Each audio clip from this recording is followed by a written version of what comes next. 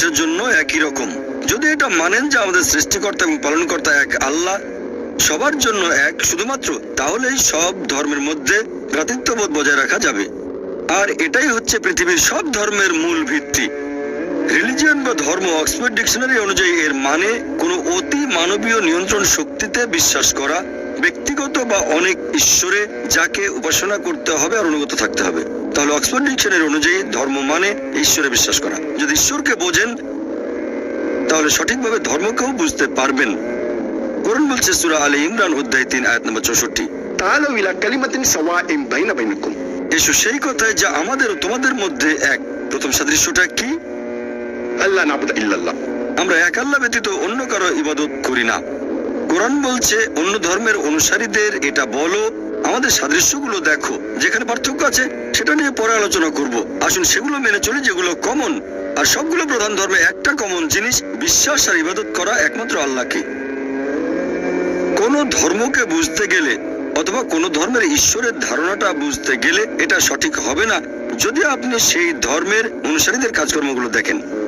কারণ অনেক সময় সেই অনুসারী নিজেই তার ধর্ম সম্পর্কে ভালো মতো জানে না অথবা ঈশ্বরের ধারণাটাও ঠিক মতো বোঝে না। কোনো একটা ধর্মকে বোঝার সবচেয়ে সেরা যে উপায় অথবা কোনো ধর্মে ঈশ্বরের ধারণাকে বোঝার সেরা উপায় হচ্ছে সেই ধর্মের যে পবিত্র গ্রন্থগুলো আছে সেখানে ঈশ্বর সম্পর্কে কি বলা হয়েছে সেগুলো দেখা। আসুন আমরা সংক্ষেপে পৃথিবীর প্রধান ধর্মগুলোতে ঈশ্বরের ধারণা সম্পর্কে জেনে নিই। প্রথমে আমরা হিন্দু ধর্মে ঈশ্বরের ধারণা বোঝার চেষ্টা করব। হিন্দু ধর্মের সবচেয়ে পবিত্র আর বিশুদ্ধ দুটো ধর্মগ্রন্থ আছে, সেগুলো বেদ আর উপনিষদ। ছান্দোক্য উপনিষদে উল্লেখ করা হয়েছে 6 নম্বর অধ্যায় অনুচ্ছেদ 2 পরিচ্ছেদ 1, একম এভিদিতিয়াম। ঈশ্বর কেবলমাত্র একজন, দ্বিতীয় কেউ নেই। এটা একটা সংস্কৃত উদ্ধৃতি। এরপর শ্বেতাক্ষেত্র উপনিষদে উল্লেখ আছে 6 নম্বর অধ্যায় অনুচ্ছেদ 9, নাচস্য কসিজ জনিতানা চ দীপা। মহান ঈশ্বরের কোনো বাবা মা নেই, তার কোনো প্রভু নেই, তার কোনো বাবা নেই, তার কোনো মা নেই, তার উপরে আর কেউ নেই। এছাড়াও শ্বেতাক্ষেত্র উপনিষদে উল্লেখ আছে অধ্যায় 4 অনুচ্ছেদ 19, আর আছে যজুর্বেদে অধ্যায় 32 অনুচ্ছেদ 3, ন তস্য প্রতিমা অস্তি। মহান ঈশ্বরের কোনো প্রতিমা নেই। প্রতিমা একটা সংস্কৃত শব্দ যার মানে প্রতিমূর্তি, ফটোগ্রাফ, পেইন্টিং, ছবি, ভাস্কর্য অথবা একটা মূর্তি। বলা হয়েছে মহান ঈশ্বরের কোনো প্রতিমূর্তি নেই, কোনো ছবি নেই, কোনো পেইন্টিং নেই, কোনো ফটোগ্রাফ নেই, কোনো ভাস্কর্য নেই, কোনো মূর্তি নেই, কোনো প্রতিমূর্তি নেই। আর হিন্দুদের ব্রহ্মসূত্র হিন্দুজমের মূল ধর্ম বিশ্বাস। एकम ब्रह्म देवता नास्ते नैना नास्ते किंचन। भगवान एक ही है, दूसरा नहीं है, नहीं है, नहीं है, जरा भी नहीं है। ঈশ্বর কেবলমাত্র একজন, দ্বিতীয় কেউ নেই, আর কেউ নেই, আর কেউ নেই, আর কোথাও কেউ নেই। তাহলে যদি হিন্দু ধর্মগ্রন্থ পড়েন সেখানে আপনারা হিন্দু ধর্মে ঈশ্বরের ধারণাটা বুঝতে পারবেন আর হিন্দু ধর্মটাকেও সঠিকভাবে বুঝতে পারবেন। আসুন এবারে আমরা ইহুদি ধর্মে ঈশ্বরের ধারণা দেখি। ওল্ড টেস্টামেন্টে উল্লেখ করা হয়েছে বুক অফ ডিউটেরোনমি অধ্যায় নম্বর 6 অনুচ্ছেদ 4, মুসা আলাইহিস সালাম বলছেন, शमा इस्राएल अदनाइन अदनाइन। শোনো হে ইসরায়েলবাসী, আমাদের ঈশ্বর, আমাদের প্রভু কেবলমাত্র একজন। এরপর আছে বুক অফ আইজায়া অধ্যায় নম্বর 43 অনুচ্ছেদ 11, আমি ঈশ্বর, আমি ব্যতীত আর কোনো রক্ষাকারী নেই। এরপর আছে বুক অফ আইজায়া অধ্যায় নম্বর 45 অনুচ্ছেদ 5, আমি ঈশ্বর এবং আমি ব্যতীত আর কোনো উপাস্য নেই। আরো আছে বুক অফ আইজায়া অধ্যায় নম্বর 46 অনুচ্ছেদ 9, আমি ঈশ্বর আর কোথাও কেউ নেই, আমি ঈশ্বর, আমার মতো আর কেউ নেই। এরপর আরো বলা হয়েছে বুক অফ এক্সোডাস অধ্যায় নম্বর 20 অনুচ্ছেদ 3 থেকে 5। এছাড়াও আছে বুক অফ ডিউটেরোনমি অধ্যায় নম্বর 5 অনুচ্ছেদ 7 থেকে 9। সর্বশক্ত ঈশ্বর বলছেন, তোমরা আমাকে ব্যতীত অন্য কোনো দেবতার উপাসনা করবে না, তোমরা আমার কোন রকম প্রতিমূর্তি তৈরি করবে না যেটার সাথে সাদৃশ্য আছে, কোন রকম মিল আছে আকাশমণ্ডলীর কিছু, নিচের পৃথিবীর কিছু বা পানিতে কিছুর সাথে। তোমরা তাদের সামনে নতজানু হবে না, তাদের সেবা করবে না, কারণ আমি তোমাদের প্রভু খুবই ঈর্ষা পরায়ণ। তাহলে যদি ওল্ড টেস্টামেন্ট পড়েন আপনারা ইহুদি ধর্মে ঈশ্বরের ধারণাটা বুঝতে পারবেন এবং ইহুদি ধর্মটাকে সঠিকভাবে বুঝতে পারবেন। এবারে খ্রিস্টান ধর্মে ঈশ্বরের ধারণা সম্পর্কে কিছু বলার আগে আমি কয়েকটা বিষয় পরিষ্কার করতে চাই। ইসলাম হচ্ছে একমাত্র অখ্রিস্টান ধর্ম যেখানে ধর্মবিশ্বাসের অন্যতম ভিত্তি যীশু খ্রিস্টকে নবী ও রাসূল বলে মানতে হবে। সেই মুসলিম আসলে মুসলিমই না যে যীশু খ্রিস্টকে নবী ও রাসূল বলে মানে না। আমরা মানি যে তিনি আল্লাহ তাআলার অন্যতম প্রধান একজন নবী ও রাসূল ছিলেন, বিশ্বাস করি যে তিনি ছিলেন মসীহ অর্থাৎ খ্রিস্ট, বিশ্বাস করি যে তিনি অলৌকিকভাবে জন্মেছিলেন কোনো পুরুষের হস্তক্ষেপ ছাড়াই, যেটা এখনকার দিনের অনেক আধুনিক খ্রিস্টানই বিশ্বাস করে না। বিশ্বাস করি যে তিনি আল্লাহর আদেশে মৃত ব্যক্তিকে জীবন দিয়েছেন। বিশ্বাস করি যে তিনি আল্লাহর আদেশে জন্মান্ধর কুষ্ঠরোগীদের সুস্থ করে তুলেছিলেন। খ্রিস্টান আর মুসলিমরা Что у нас в стране работает законный порядок, говорят не только наши официальные цифры, но и говорят и международные рейтинговые организации. Да. Ну, тревел-агентства разные. Да, понятно. Путеводители, которые рекомендуют туристам посещать ту страну или нет. По оценке даже Государственного департамента Соединенных Штатов, Казахстан входит в пул наиболее безопасных направлений для посещения, путешествий. Тревел-агентства говорят, да, там принимают серьезные меры, там низкий уровень преступлений, там безопасно находиться на улицах, в общественных местах. То есть, знаете, вот на мопедах, мотиках в странах Юго-Восточной Азии, по-моему, Малайзия, Филиппины, там еще какие-то там страны подлетают, срывают у женщин сумочки, да, еще что-то, уезжают. У нас этого нет. Я не помню за всю свою практику ни одного такого случая. Это раз. То есть целых видов преступлений не существует? Да. В той же самой, там, ну, не знаю, Барселоне или в Риме. Попробуйте вы спокойно туристу пройти по улицам. Там официально предупреждают. Носите рюкзак, или как он у нас называется, сзади. Спереди носят уже. Ну, чтобы тебе, во-первых, не порезали, не украли, а то ничего, теперь людей спереди носят. Носят вот так вот. Представляете? Зачем да? Барселона? Приезжайте у нас по Мангелику, спокойно погуляйте, да? Да. При входе в метро, вы знаете, образуются целые группы карманных воришек, которые тебя затискивают в это метро. Это в развитых странах происходит. Воруют все, что возможно там и так далее. У нас, пожалуйста, спокойно. Этого никто не допустит в нашей стране.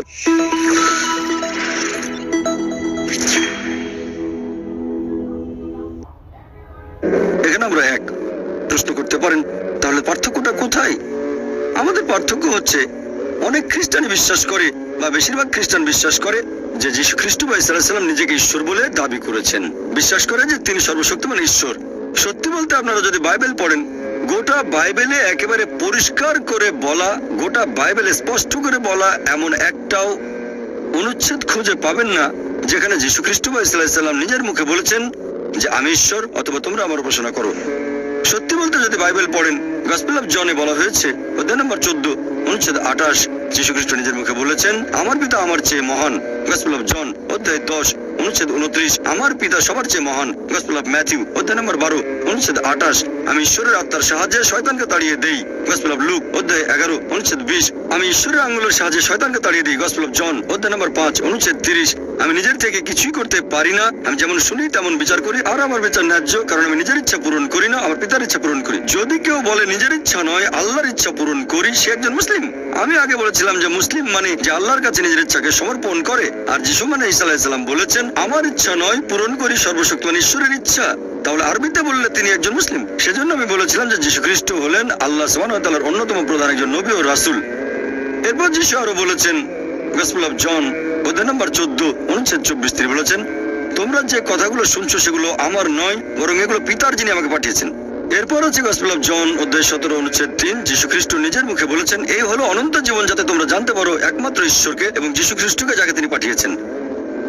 এছাড়া পরিষ্কার বলা হয়েছে বুক অফ অ্যাক্টস অধ্যায় নম্বর 2 অনুচ্ছেদ 22, বলা হয়েছে হে ইসরায়েলবাসী, মন দিয়ে শোনো, নাজারেত শহরের যিশু যে ঈশ্বর মনোনীত মানুষ তোমাদের মাঝে, সে অনেক অলৌকিক কাজ করবে, ঈশ্বর তাকে দিয়ে করাবেন আর তোমরা তার সাক্ষী থাকবে। ঈশ্বর মনোনীত একজন মানুষ তোমাদের মাঝে, সে অনেক অলৌকিক কাজ করবে, সেটা ঈশ্বর তাকে দিয়ে করাবেন, তোমরা তার সাক্ষী থাকবে।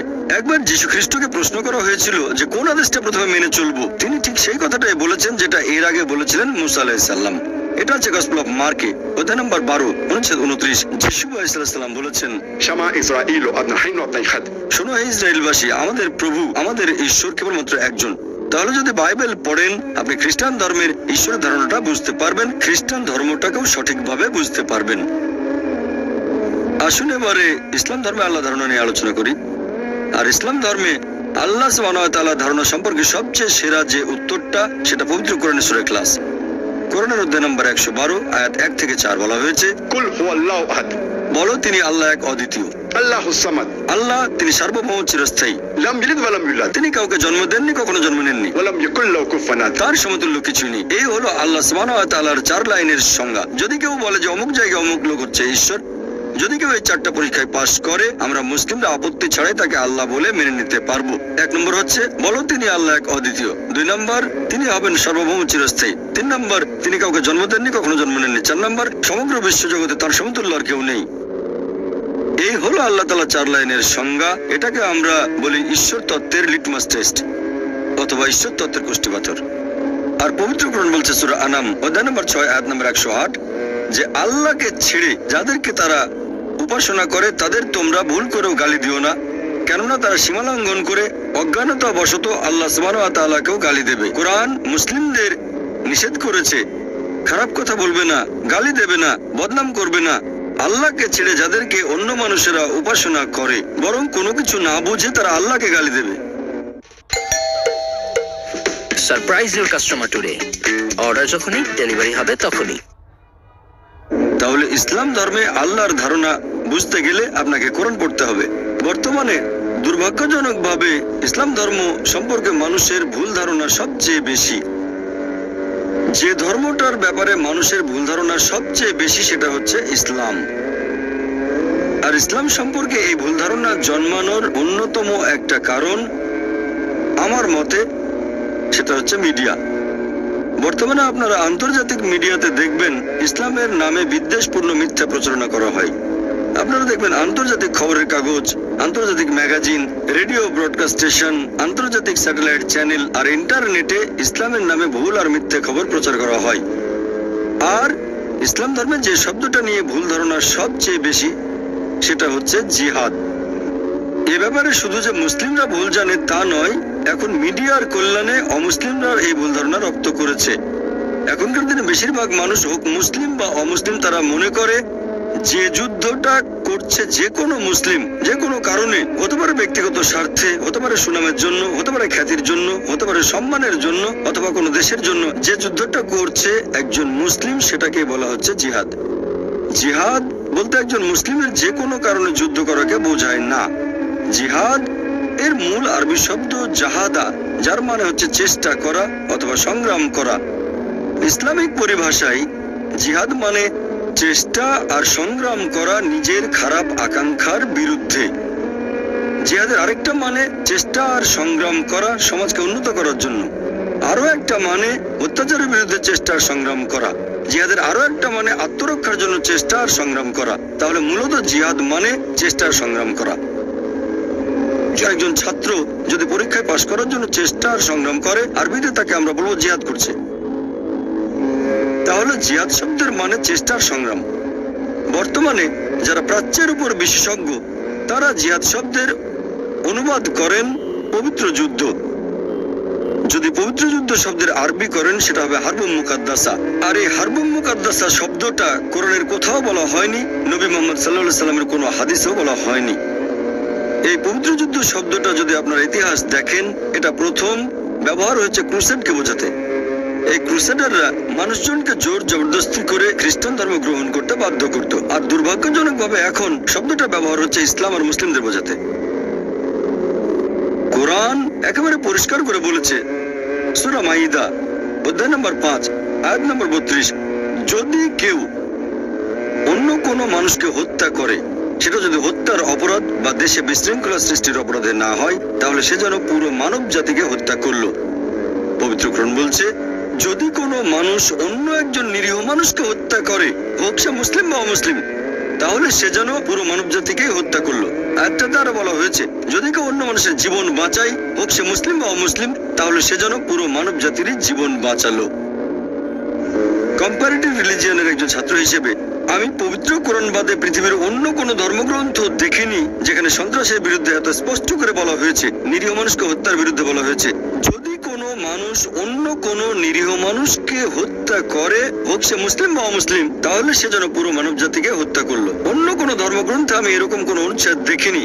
কোরআন বাদে আর কোনো ধর্মগ্রন্থে এভাবে সন্ত্রাসবাদকে নিষেধ করা হয়নি। বলা হয়েছে যদি কোনো মানুষ অন্য মানুষের জীবন বাঁচায়, হোক মুসলিম বা অমুসলিম, তাহলে সে যেন পুরো মানব জাতির জীবন বাঁচালো। ইসলাম সব ধরনের সন্ত্রাসবাদের নিন্দা করে। ইসলাম ধর্ম যে কোনো নিরীহ মানুষ হত্যার নিন্দা করে। তাদের ধর্ম, বর্ণ, গোত্র যাই হোক না কেন, তারা যে দেশেরই নাগরিক হোক না কেন, সে যে ধর্মেরই অনুসারী হোক। ইসলাম আর আমি নিজেও সব ধরনের সন্ত্রাসবাদকে নিন্দা করি। এছাড়াও নিন্দা করি সেই 9/11 কে, যেটা ঘটেছিল 2001 সালের 9 সেপ্টেম্বর নিউ ইয়র্কের কথা না, ইনশাল্লাহ পারবে।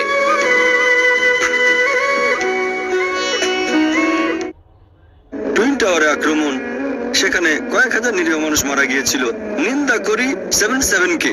2005 সালের 7 জুলাই লন্ডনের বোমা বিস্ফোরণে প্রায় 50 জন নিরীহ মানুষ মারা গিয়েছিল। এছাড়াও নিন্দা করি সেই সিরিজ বোমা বিস্ফোরণকে যেটা ঘটেছিল বোম্বেতে 2006 সালের 11 জুলাই। সেখানে 180 জনের বেশি নিরীহ মানুষ মারা গিয়েছিল। আমি নিন্দা করি গুজরাটের সেই সাম্প্রদায়িক দাঙ্গাকে, যেটা ছিল পূর্ব পরিকল্পিত। এটা ঘটেছিল ভারতের গুজরাটে। সেখানে কয়েক হাজার নিরীহ মুসলিম নিহত হয়েছিল।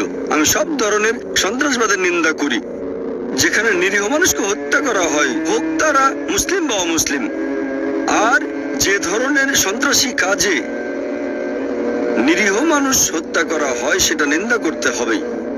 আত্মঘাতী বোমা হামলাকেও এখনকার দিনে গত কয়েক দশক ধরে দেখা যাচ্ছে যে একজন লোক তার শরীরে বোমা বাঁধলো, তারপরে গেল একটা মার্কেটে অথবা গেল রেল স্টেশনে বা রাস্তায়, তারপর নিজেকে বোমা দিয়ে উড়িয়ে দিল আর নিজের সাথে সাথে মেরে ফেললো আরো কিছু নিরীহ মানুষকে। এই কাজটা কোনো ধর্মই সমর্থন করবে না, বিশেষ করে ইসলাম। আত্মঘাতী বোমা হামলা যেখানে নিরীহ মানুষ মারা যায়, এটা ইসলামে পুরোপুরি নিষিদ্ধ। দুর্ভাগ্যজনকভাবে যদিও ইসলাম ধর্ম সব ধরনের সন্ত্রাসবাদকেই নিন্দা করে, অতীতে যত সন্ত্রাসবাদ হয়েছে সবগুলোকে, আর একবিংশ শতাব্দীর সন্ত্রাসকেও নিন্দা করে। সন্ত্রাসকে নিন্দা করলেও দুর্ভাগ্যজনকভাবে বর্তমানে মিডিয়া প্রচার করে ইসলাম এমন একটা ধর্ম যেটা সন্ত্রাসবাদকে সমর্থন করে। প্রত্যেক সম্প্রদায়ে কিছু কুলাঙ্গার থাকে, আর আমিও এটা জানি যে মুসলিম সম্প্রদায়ের মধ্যেও কিছু কুলাঙ্গার আছে। মিডিয়া এখানে কি করে? মিডিয়া মুসলিমদের মধ্য থেকে সেই কুলাঙ্গারদের বেছে নেয় আর প্রচার করে যে এরাই হচ্ছে আদর্শ মুসলিম। এই মিথ্যা প্রচারের কারণে আমরা দেখি যে বেশিরভাগ মানুষ মনে করে ইসলাম সন্ত্রাসকে সমর্থন করে। কোরআন পড়লে দেখবেন, নবীর সহিহ হাদিস পড়লে দেখবেন, পৃথিবীর প্রধান ধর্মগুলোর মধ্যে ইসলাম ধর্ম সবচেয়ে সোচ্চার হয়ে নিরীহ মানুষ হত্যার প্রতিবাদ করেছে। আর মিডিয়ার প্রচারণার ফলে যারা নেতিবাচক মনোভাবের শিকার হন তাদের মধ্যে আমিও একজন। 8 মাস আগে 2010 সালের জুন মাসে যুক্তরাজ্যে গিয়ে আমার বেশ কয়েকটা লেকচার দেওয়ার কথা ছিল। প্রথম লেকচারটা ছিল ওয়েমলি এরিনায়, লন্ডনের ওয়েমলিতে, তারপর এলজি এরিনা এনএসি বার্মিংহামে, এরপর শেফিল্ডের শেফিল্ড এরিনায়। প্রত্যেকটা এরিনাতে দর্শক ধারণ ক্ষমতা 10 থেকে 15 হাজারের মতো, আর এগুলো খুবই বিখ্যাত। আমার লেকচার ট্যুরের মাত্র 3 সপ্তাহ আগে একটা খবর ছাপানো হলো শীর্ষস্থানীয় একটা পত্রিকা সানডে টাইমসে। সানডে টাইমসে হেডলাইন করা হলো এভাবে: ঘৃণা ছড়িয়ে দেওয়া মুসলিম ধর্মপ্রচারককে ব্রিটেনে ঢুকতে দেওয়া হচ্ছে। পত্রিকাটি আমার লেকচারের অংশ বিশেষও তুলে দিল।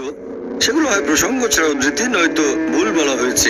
আমাকে এমন ভাবে তুলে ধরলো যেন আমি ঘৃণা প্রচার করি আর সন্ত্রাসবাদকে সমর্থন করি।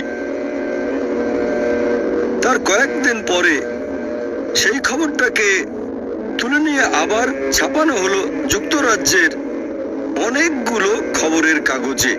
শুধুমাত্র যুক্তরাজ্যের কাগজে নয়, আন্তর্জাতিক বিভিন্ন খবরের কাগজে ছাপানো হলো, যেমন ভারতেও।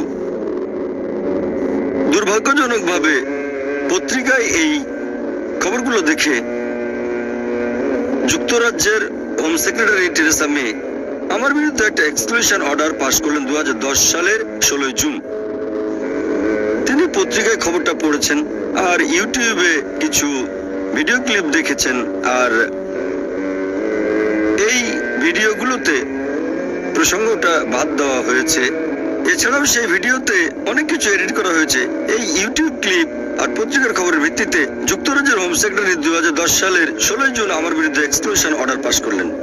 এর পরের দিন 17 জুন ব্রিটেনের ডেপুটি হাইকমিশনার বোম্বে, 17 জুন তিনি আমার ভিসাকে বাতিল করে দিলেন।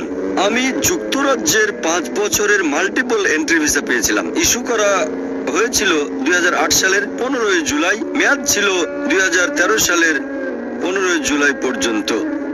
গত 20 বছর ধরে আমি যুক্তরাজ্যে আসা যাওয়া করছি। এমনিতেও এখানে এসেছি, লেকচার দিতেও বেশ কয়েকবার এসেছি।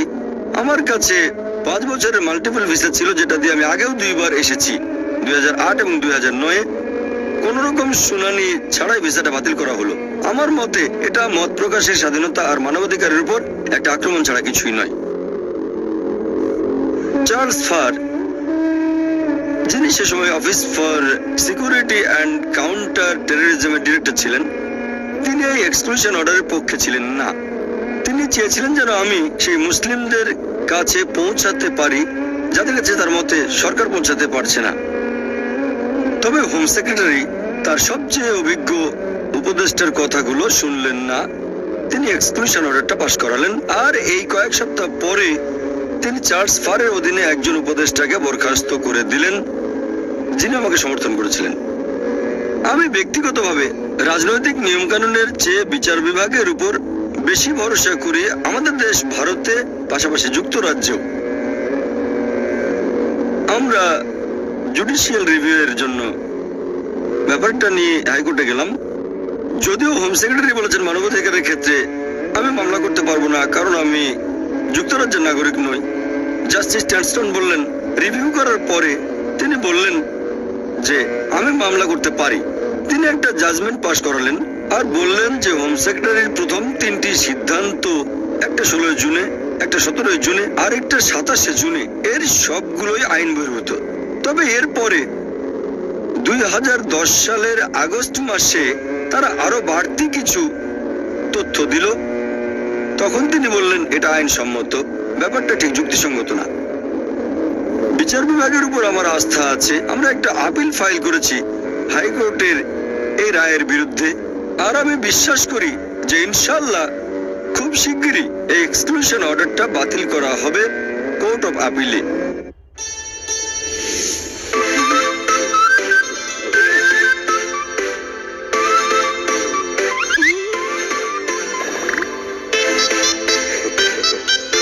কি ভাবছেন বিয়ের মৌসুম মানে শুধু দাওয়াত? এখনই সময় বিয়ের কার্ড দেখিয়ে ট্রাভেল ও লাগেজে বুঝে নিন আকর্ষণীয় ছাড়। ওয়েডিং সিজন চলছে, বিয়ের কার্ড দেখালেই ট্রাভেল ও লাগেজে পাচ্ছেন 15% ফ্ল্যাট ডিসকাউন্ট। অর্ডার করুন অথবা .com-এ, অথবা ভিজিট করুন ওয়াকার কিংবা